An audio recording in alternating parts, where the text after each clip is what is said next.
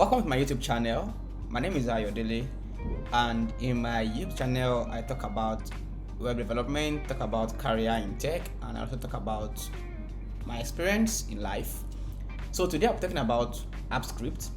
Many of you might have heard about what Appscipt is. You might have used the Google workspace before and everything in between. But many of you doesn't know that there are some capabilities that your Google Workspace can do, some automation that it can do for you. So that is what I bring to you today. So talking about Appscipt. Appscipt is a Google solution that is cloud-based, and it is meant to automate some Google Workspace offerings. So it allows you to automate some processes of the Google products. Let's say you have the Google Sheets, you have the Google Docs, you have the Google Form. You can automate two of them together to perform a task. Probably maybe you're an HR and you want to collect CVs from people, and after they submit their CV, you want those CV in your email to automatically be pushed to a Google Sheet. You can automate that process so that when anybody submits their CV into an email, and then it has a particular subject. So once your automation script sees the subject, it automatically push that email to the Google Sheet folder. So that automatically helps you to undo sieving between serious and unserious applicants, because some applicants, after even they see instructions, they can't even follow the instructions. So that has saved you a time of sieving through who follow instruction or who doesn't. So you can now move forward to those who follows the instruction in the application process, and then they move. So that is one of the things that it can do for you. So another thing that the workspace can do for you is that it can help you to automate your repetitive tasks. That is the Appscipt. It can also help you to integrate with other Google activities, let's say, or Google services, like let's say automate your Gmail with your Sheets, automate your form with your Sheets, or whichever one. So you can also write custom functions, and you can automatically do something with your form. Let's say somebody submit a form, or the response of the form. If somebody submitted the form, the response they will see is "Thank you for submitting the form." You can automatically send them a custom email that "Thank you for submitting this form. We've seen your response and we'll get back to you in so time," to their email as a response. Not that that when you automate a form, they will see what they fill in the form, but you can write a custom response to the form that the way you go to a platform to apply for a job, and once you submit your CV, you get an automatic email or automatic response that says this is what this is doing, or "Thank you for submitting, we'll get back to you." You can do that with the Google Form using Appscipt as well. So I also do a simple demo for us for event checking. I've done this for an event that has over 2,000 attendees, and it works seamlessly. So I was like, okay, let me just create something like this that people can benefit from. So you have a Google Form, you have a Google Sheet, then we can now write the script. So the step one is set up a Google Sheet, name your sheet appropriately, and then the next thing is add a row. But I've done this automatically. So I create a Google Form with email response, full name, and phone number. So this is what we are collecting, and immediately I just view in sheet. So this creates a sheet for me automatically. So if you come here, event checking, so the timestamp is automatically there. So we have the email, you have the full name, and you have the phone number that is being collected by the form. So the next thing is we want to add session. So the event has 3 sessions. Let's say session 1, or let's say day 1, day 2, and day 3. So you want to check people automatically without saying you now come to this sheet and be writing checking here, checking there. So what we can do is just create a simple form or interface. Just enter the person's phone number and then check it. So the script will check these sheets. If the phone number exists, then it checks them in. So let's go through the demo. To complete the the slide I have, I will also do that. So I need to go through this slide again. So the next thing is click on extensions. You can see Appscipt here. So you click on Appscipt. So I already have the the code, so I won't be typing it from scratch, but I will explain the code so that in case you want to use that, you can actually use it. So I have two documents here, event checking.js and checking.html, which means you can actually have people who want to attend to checking people for your event. So you can just give them the URL and they can be checking people in right from their laptop, so they don't have access to these sheets or whatever, just the HTML or the live form, and they will have access to it. So let's go through the HTML form first. So the title, checking application. So I'm trying to use a Google font which is Poppins, and this is just basic styling of the HTML form. So you can go through the form code. So let me scroll again little by little. So this is just your general styling, and then your body, the container, the header. So this is just how I want the form to be previewed, and then I handled in case the person who is handling this HTML form is using mobile, so it can be responsive. Okay, so then I have a div for the header just to have it event checking application, and then this is the div. So you have your label for phone number, and then the input. You also have session number. So we have session number 1, 2, 3, right? So in this field, and the person that wants to check somebody in will enter the phone number and also enter the session number. So we set the mean will be 1 and the max will be 3. So you can't put any number below this. You can't put 0, you can't put 4. So once we do that, once you click this button, it will automatically call this function that is below here, checking function, and it will check the scripts or the sheets and see if the phone number exists, and then it will check them in. So this is a function to reset the form. So after the checking has been completed, so just reset the form on the HTML feed so that it will be empty, so that you can be able to enter new one. And so instead of you refreshing the page all over again, so you don't need to do that. So if undo that. So the function for checking says variable phone number, that is document.getElement by ID, which is here, phone number, get session number as well, which is this. So now we are inside the Google Appscipt, so we just call the run function and say it's success handler. So the alert will be the response if it is successful, or if it is if it fails. So if it's successful, it shows you successful, and if it fails, it shows you that probably maybe the phone number is not found, or like that. So automatically this is what it will do, checking participants. So you collect the phone number and the correct session number, and then it automatically adds it to the form, or to the sheet rather. One moment, to the sheet. Yeah, so if you collect the phone number, either session 1 or session 2, it will fill it, and then you are good to go. So now let's check the script that handles this automation.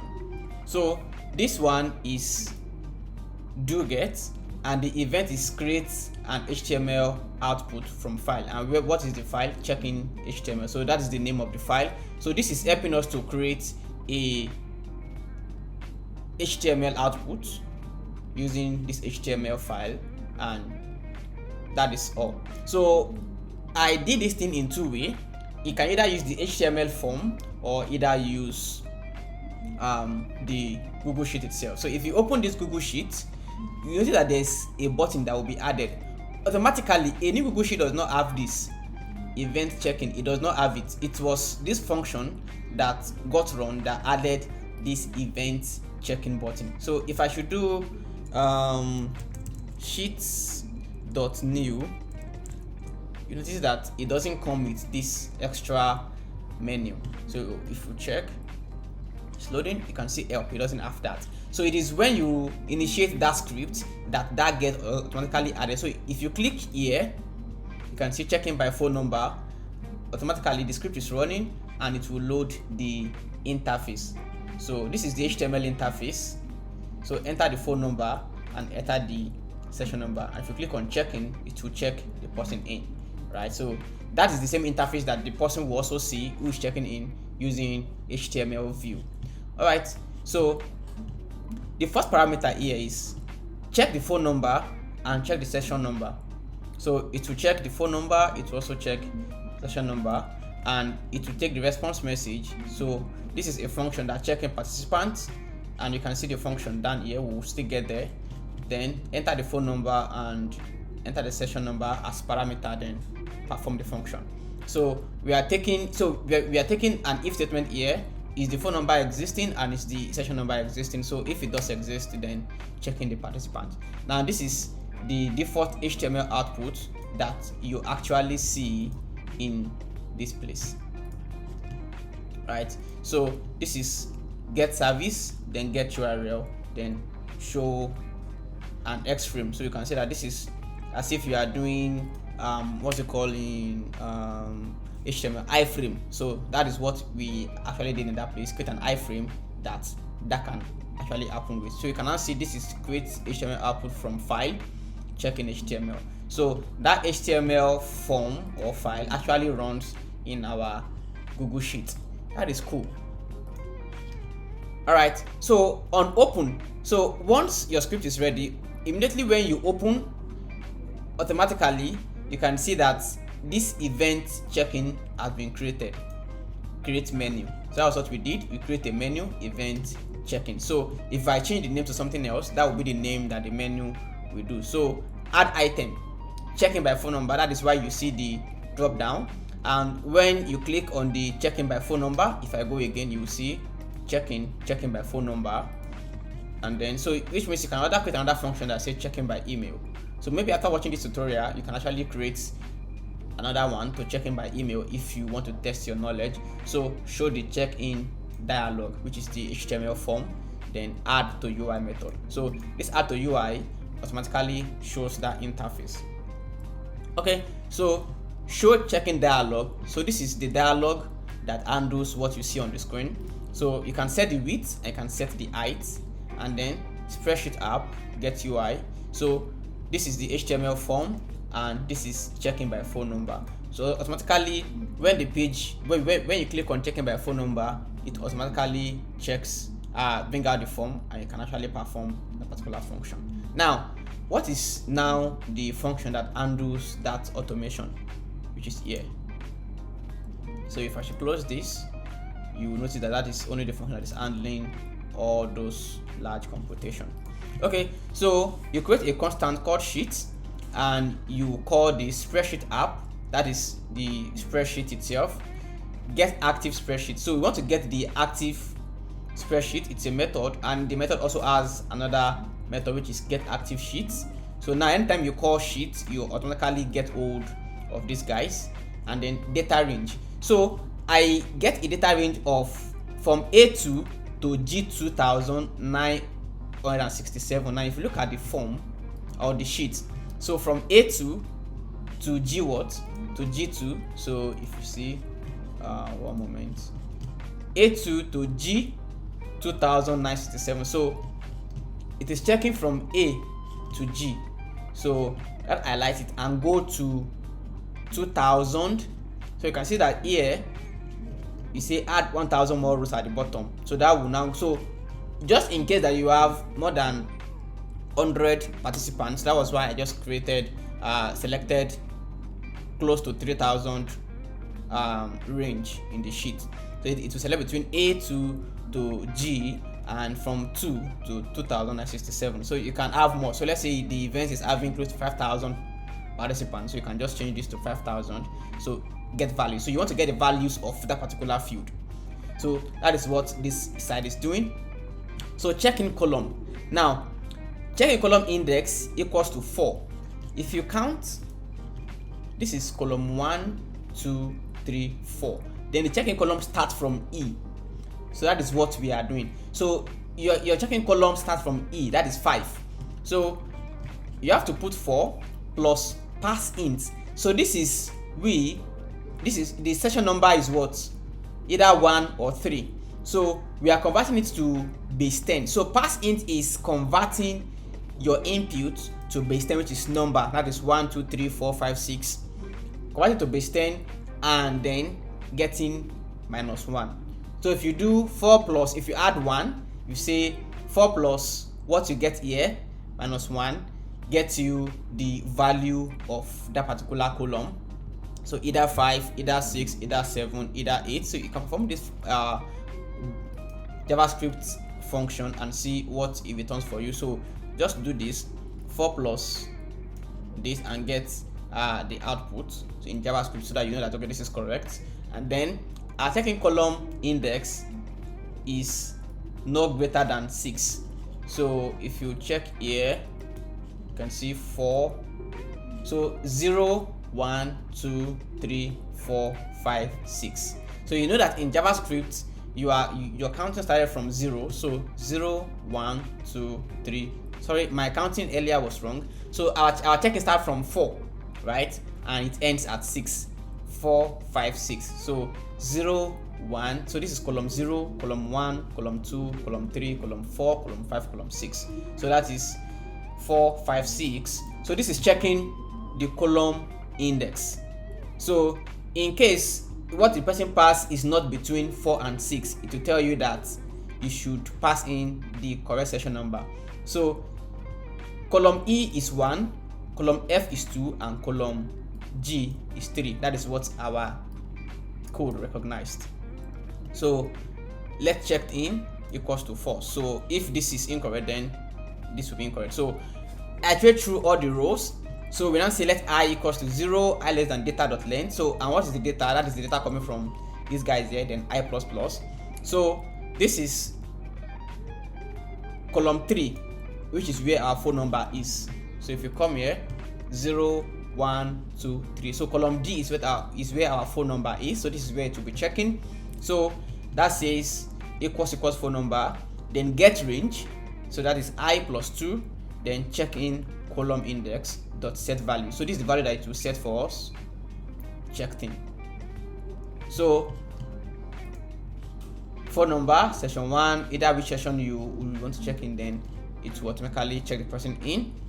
So after that, it will apply the changes, checking will be true, then to exit the loop. So you can say return check. This is a ternary operator. Return checked in. That is, if return checked in, then checking successful. Else, phone number not found. So if it's not successful, then it will return phone number not found. So this is the explanation of the code, and let's try and fill in this form. So after you complete the code, the next thing you do is click on deploy. So if you say new deployment, so I already have a deployed session. You click on web app. So this is web app, then you describe it. Let's say test deployment. So I'm executing as myself. Then who can access? Anybody, so anyone. So if you choose anyone with Google account, so if the person does not log in Google on that browser, they will not be able to access the web form. But anyone, so it says anyone, then if you click on deploy, so this automatically deploy the app on the web for you, right? So this is the URL. So if I do copy, so this is copy the web app. If I copy, and let me try and open a guest. So if I paste this, you can see, so that loads the form that you see in the sheets. So phone number, session number, check-in. So even if the person does not log in, so what you can do is just create tinyurl.com, then shorten this URL, give it to them, and they can be able to check in people for your event, either using phone number or using email.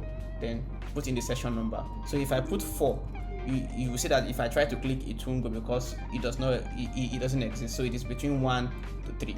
So now that we've done this, so let's try and fill in a form. So let me try and send,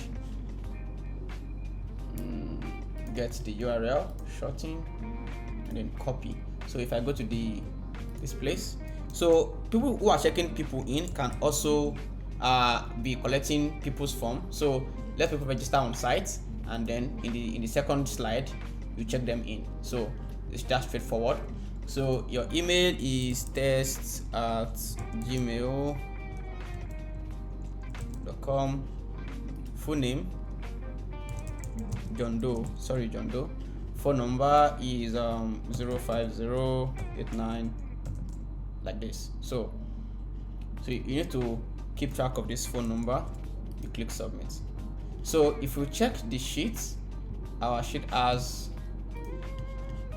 new response, right? Checking. Cool.